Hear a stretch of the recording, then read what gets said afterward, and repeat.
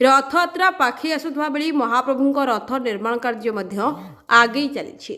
ଗତକାଲି ସୁଦ୍ଧା 3 ରଥର 5 ଦଣ୍ଡାରେ ଆଗ ଆଣି ପଛ ଆଣି ଗରାପଡ଼ି ଦଣ୍ଡା ଉଭୟ ପାର୍ଶ୍ୱରେ ଗୋଟିଏ ଗୋଟିଏ ପୋଲ ଗୟଳ ମୋଡ଼ା ଶେଷ ହୋଇଥିଲା। ଏହା ସହିତ 3 ରଥର ମୁଖ୍ୟ ମହାରଣାମାନେ ନଡ଼ିଆ ବାଡ଼େଇ ଅନୁକୂଳ ପୂଜାପୂର୍ବକ ଭୋଇ ସର୍ଦ୍ଦାର ରବି ଭୋଇଙ୍କ ନେତୃତ୍ୱରେ ଭୋଇ ସେବକମାନଙ୍କ ଦ୍ୱାରା ଚାରିନାହାକକୁ ଗରଗରା ବିନ୍ଧରେ ସଂଯୋଗ କରି ଚାରିନାହାକ ଉଠିବା ପର୍ବ ଶେଷ କରିଥିଲେ।